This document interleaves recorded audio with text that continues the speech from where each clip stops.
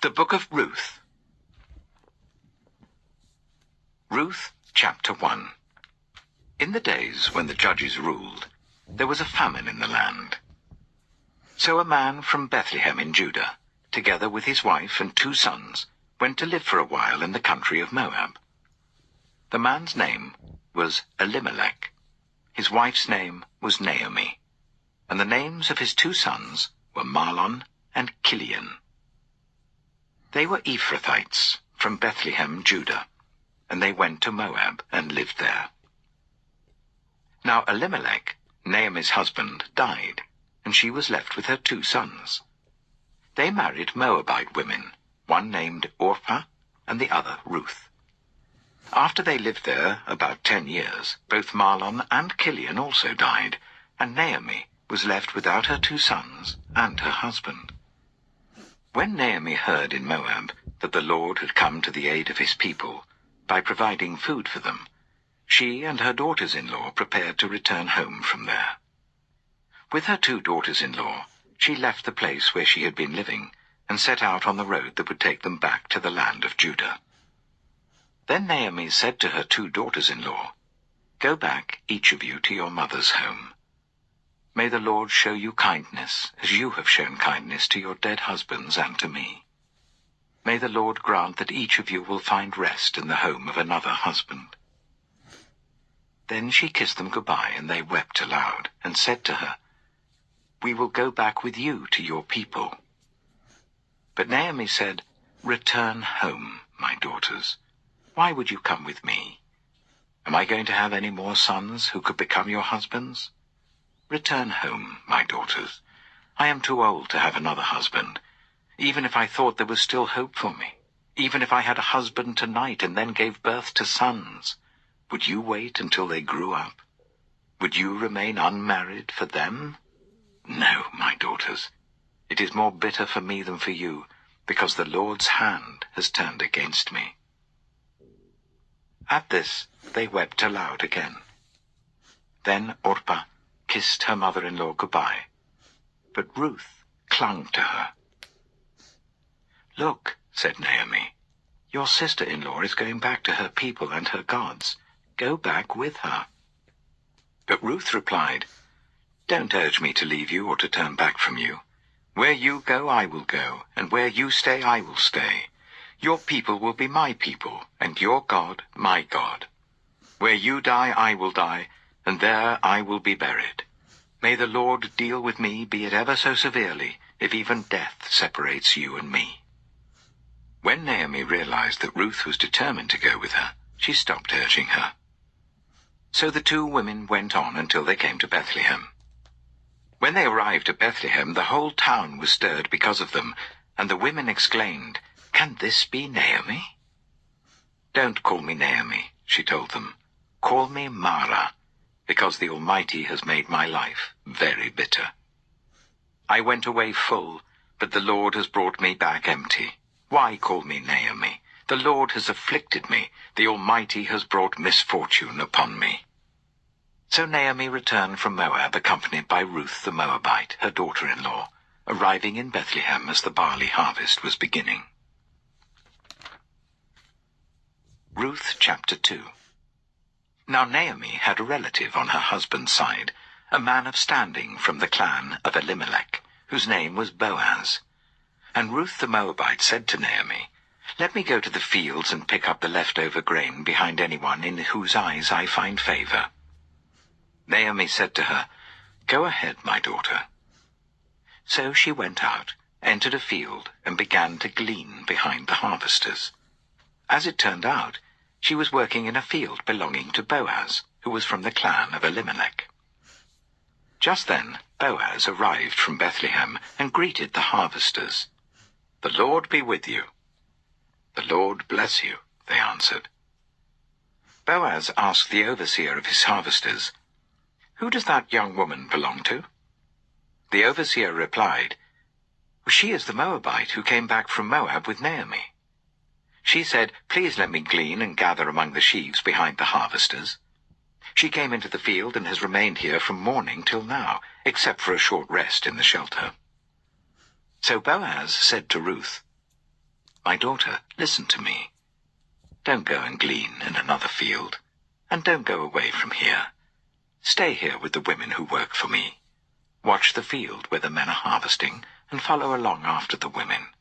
I have told the men not to lay a hand on you, and whenever you are thirsty, go and get a drink from the water jars the men have filled."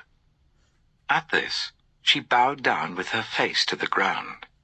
She asked him, "Why have I found such favor in your eyes, that you notice me, a foreigner?" Boaz replied, "I've been told all about what you have done for your mother-in-law since the death of your husband.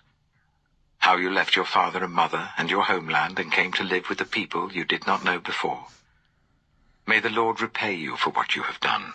May you be richly rewarded by the Lord, the God of Israel, under whose wings you have come to take refuge.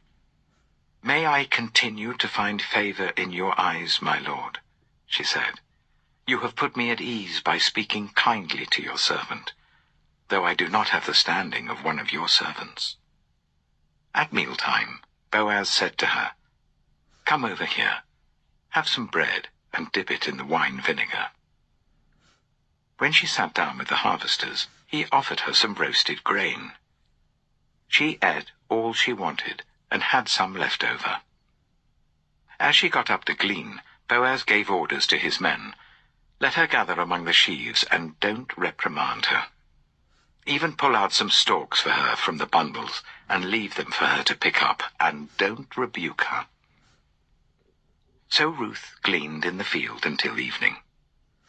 Then she threshed the barley she had gathered, and it amounted to about an ephah.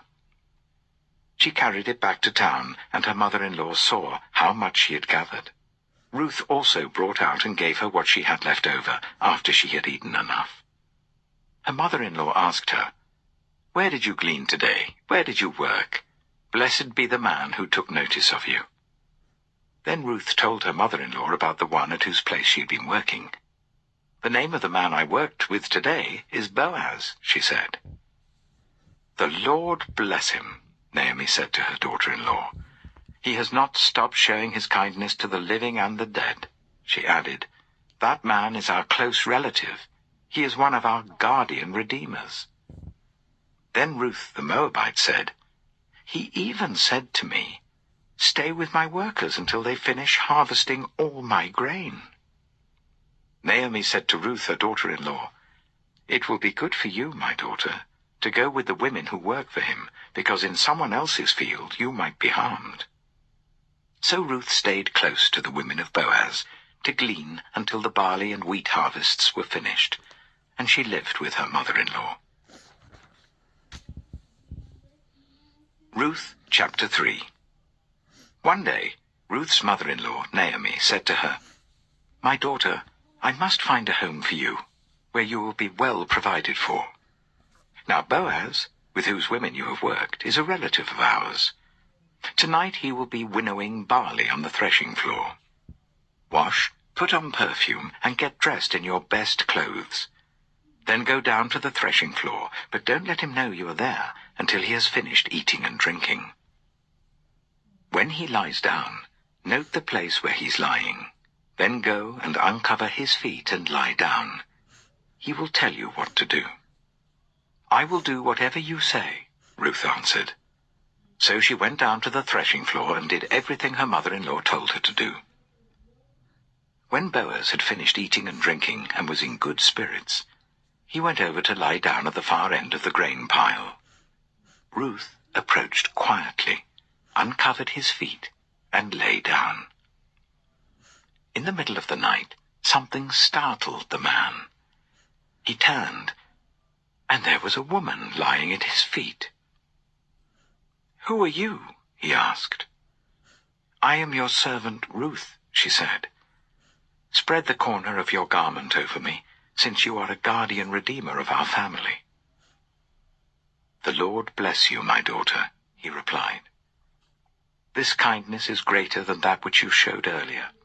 You have not run after the younger men, whether rich or poor. And now, my daughter, don't be afraid. I will do for you all you ask. All the people of my town know that you are a woman of noble character, Although it is true that I am a guardian redeemer of our family, there is another who is more closely related than I. Stay here for the night, and in the morning, if he wants to do his duty as your guardian redeemer, good, let him redeem you. But if he is not willing, as surely as the Lord lives, I will do it. Lie here until morning." So she lay at his feet until morning, but got up before anyone could be recognized. And he said, "No one must know that a woman came to the threshing floor." He also said, "Bring me the shawl you're wearing and hold it out." When she did so, he poured into it 6 measures of barley and placed the bundle on her. Then he went back to town. When Ruth came to her mother-in-law, Naomi asked, "How did it go, my daughter?"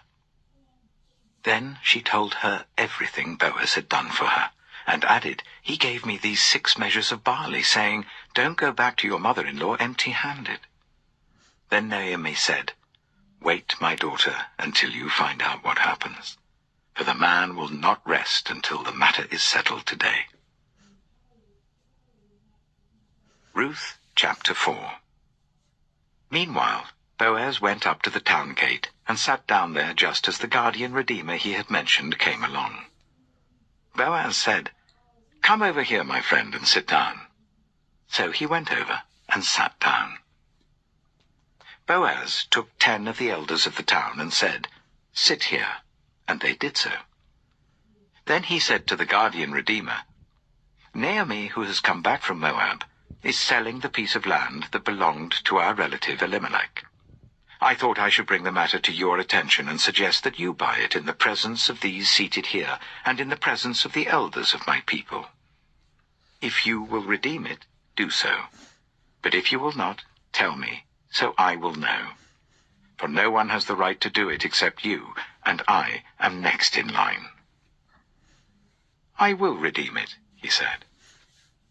Then Boaz said, "On the day you buy the land from Naomi, you also acquire Ruth the Moabite, the dead man's widow, in order to maintain the name of the dead with his property." At this the guardian redeemer said, "Then I cannot redeem it, because I might endanger my own estate.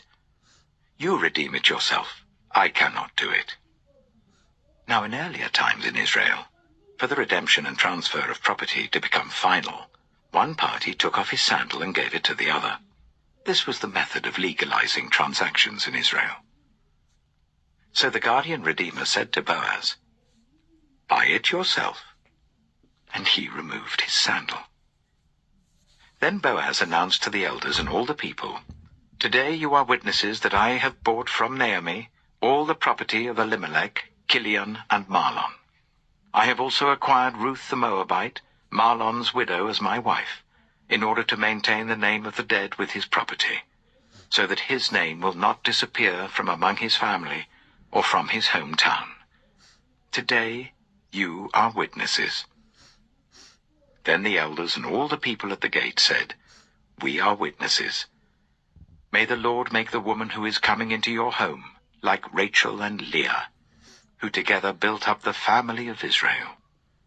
May you have standing in Ephrathah, and be famous in Bethlehem.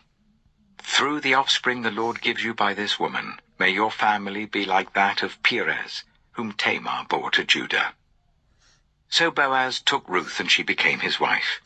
When he made love to her, the Lord enabled her to conceive, and she gave birth to a son. The women said to Naomi, "Praise be to the Lord, who this day has not left you without a guardian redeemer. May he become famous throughout Israel. He will renew your life and sustain you in your old age. For your daughter-in-law, who loves you and who is better to you than 7 sons, has given him birth." Then Naomi took the child in her arms and cared for him. The women living there said, "Naomi has a son." And they named him Obed. He was the father of Jesse, the father of David. This, then, is the family line of Perez. Perez was the father of Hezron. Hezron the father of Ram. Ram the father of Amminadab. Amminadab the father of Nahshon, Nahshon the father of Salmon, Salmon the father of Boaz, Boaz the father of Obed, Obed the father of Jesse, and Jesse the father of David.